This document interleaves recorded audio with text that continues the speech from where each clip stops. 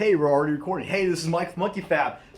Today, try to do a quick video. I'm kind of lagging behind on the car project, so if you joined in to watch the car project, I appreciate that. If you just came to watch welding stuff, maybe check out the stuff I do with my car. I think it's kind of a fun follow along project if you're into working on old turbo crap boxes from the late 70s.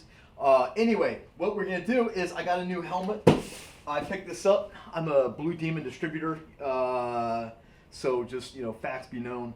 But I saw this when I was putting in an order for stuff that I stock in the store, and I figured, I looked it up on the internet, and it was about 85 bucks. I think is kind of the going price for them. So I figured, hey, let's buy one and give it a shot, see if I like it. I have these hoods.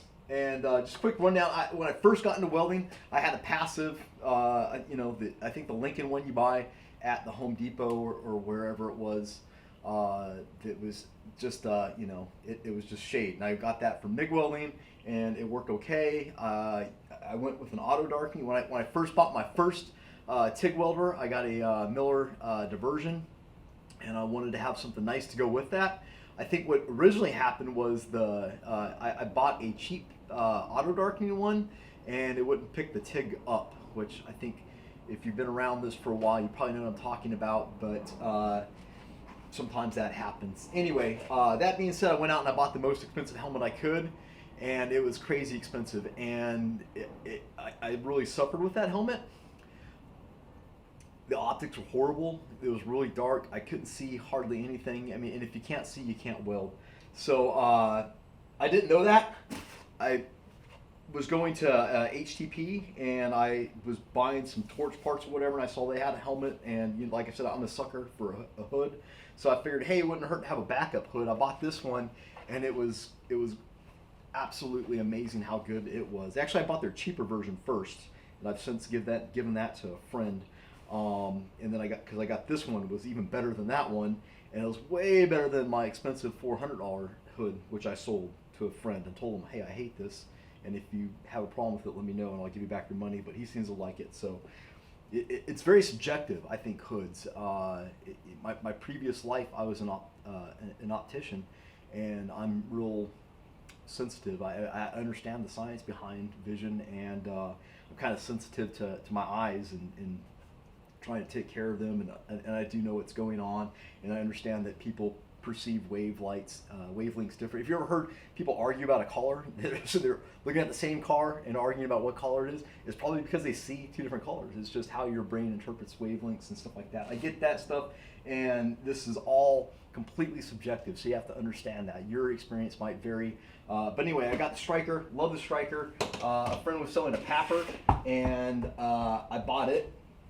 because it was a really good deal, and it protects you because it has a 3M filter that positively filters the air through and then gives it to you. And I figured that's good because there's a lot of bad stuff in welding. There's no such thing as an old welder. so optics on this guy pretty good. I mean, it's an old 3M speed glass, and the new ones I bet were just amazing. I would say these guys are probably comparable. My wife wanted to get into welding, and none of the headgear would fit, so I got her a hood, this Viking one, which is made especially for women. And of course, I tried it out, and the optics are fantastic. I mean, these Viking, I think it's called 3M 4C, the Viking 4C lens technology, probably the best shit out there. I mean, it's crazy how good the optics are. That being said, I've already used this guy, and the optics on this are very, very good. I was expecting it to be kind of in this range, but it wasn't. I mean, it was well above the speed glass, comparable to the 4C. I don't know if it's as good. It maybe is nearly as good, I think would be a fair way of saying it. For 85 bucks though, that's pretty good. I want to say I gave $200 or $300 for the Lincoln, and this one was, I mean, these are $1,500 hoods, the speed glasses with the Pappers. This one was like $100 from HTP. They quit making this. They still have hoods. They're still good. It has these side windows. I really thought that I wouldn't like that. So just quick rundown on what I do and don't like about the helmet or the hood.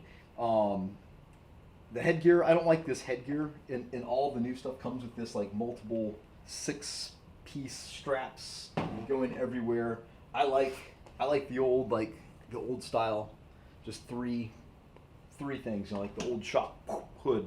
I like that. I don't like these. These are too complicated and overly just unnecessary in my view. But I'm sure there's people out there that like them. This is my subjective view. The side things, I didn't think that I'd like that, but I do. I can weld, and when I'm welding now, it's not just I can see in front of me.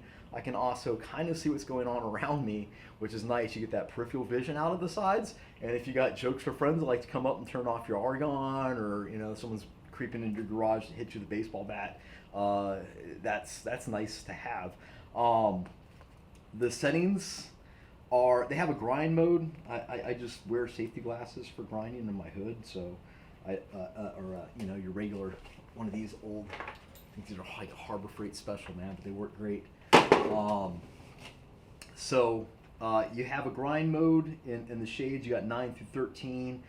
It seems to be a little bit on the light side, but that's my perception. So if I set on what would be 11 on the old speed glass, and this is what I primarily do my welding with, and still will do my welding with it at a bench, just because it has that the protection for breathing. This is darker than this at the same setting wise. I have done welding with this, and it's really nice, really good optics. I did have to set the sensitivity up. I noticed like it was kind of like flashing me, almost like a pulse flash, which was it wasn't really kind of picking up the light of the arc. So but I bumped and I had the sensitivity almost turned down to low, so I bumped it all the way up to high, and it doesn't shut off when you flip it up to light, which you'll get from a lot of headgear or a lot of hoods. And yeah, it's comfortable. I like the side view, the peripheral vision thing. It's got a big viewing area. The parts for it replacement parts are relatively cheap. What I usually do is when I buy a hood is I buy like a stack of 10 replacement lenses, just because like I bought this one. It's been a few years now. They don't make it anymore. So luckily I have a few of those left around. I'll get my money out of it. And but if there's no parts for it left when I need to replace it, I can just chuck it, and I really won't feel like I lost out on much. So I always worry about that when I get like off-brand stuff. If I'm getting something that isn't like the big red or blue, then is it gonna still be around in a while? So that's always those questions that you just kind of take that gamble. And that's it. I think I've spit everything that I could about this. And what I'll do is I'll set my camera up.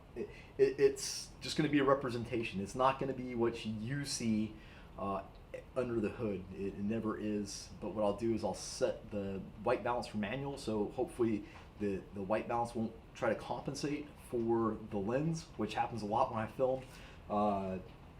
And I'll just give you a blast of each helmet, and you can kind of look and see, how it looks through the view. Understand that the light also hitting from the back of it will kind of change the perspective of what you'd see. That's another thing I like about the speed glasses. It's got this hood over the back.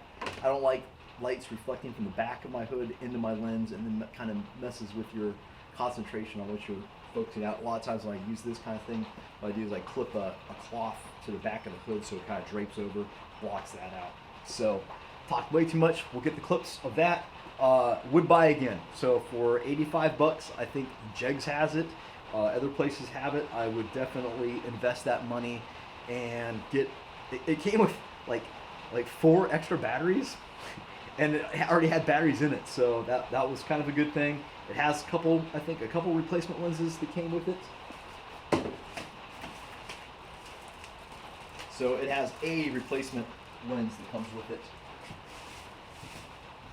and a Blue Demon sticker. So yeah, I would definitely spend the money again, and would recommend that if you're out there in the market for a hood for primary hobbyist or a backup, you know, if you're a professional, then yeah, it's 85 bucks well spent right there.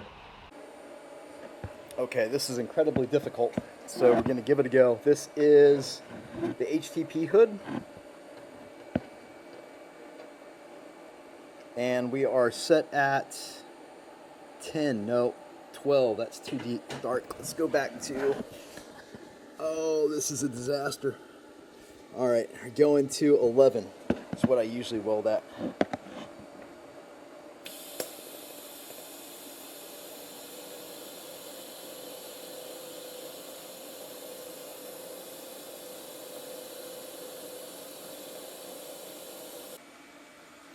This is the Lincoln.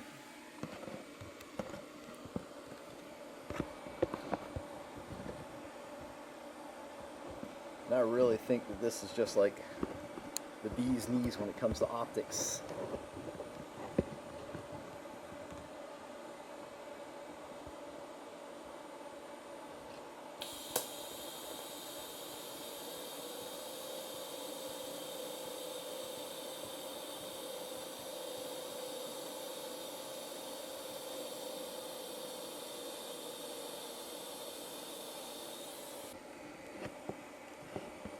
All right, the Blackout by the Blue Demon Blackout.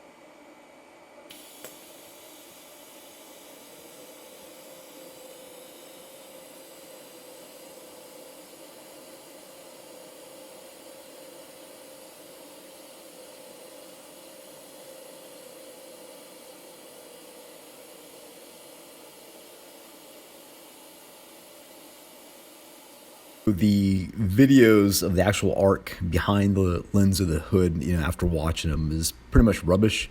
But it's comparative rubbish. So you can look at them and kind of get an idea of what you're going to get when you buy, you know, these guys. But it's much better when you're actually, your eyes just do a much better job than video cameras do. You can to get a really good rendering from a video camera takes a lot of setup time, which I'm not super good at, and this will just be like a representation. So I think that's fair to say that it is a representation of what it's like. You'll see that the Lincoln, I just think it's very crisp and very clear, and but the Blue Demon is not far behind, and I want to say it's maybe like a third, you know, the price. So yeah, like I said, would definitely go ahead and spend the money on it, worth having, and I hope that helps you out. All right, so I hope I'm able to tie all that together. It was really hard to kind of hold that under the mask and do the one-handed weldy thing, but hopefully that'll give you an idea. Like I said, I don't think it's something you can say that this is how it looks in the camera and this is how it's going to look in real life, or vice versa. That's going to change, but that should give you an idea of, you know, down the line, how, you know, something from a cheap Chinese, old cheap Chinese hood to really good American stuff versus the new Blue Demon hood. And I hope that helps you out. And if it does, be sure to drop by my website, monkeyfabgarage.com, and check out my cool welding supply stuff, and also check out turbo stuff, flanges, all kinds of stuff for your hot rodding needs. And I appreciate it. This is Mike with Monkey Fab. Until next time, signing out.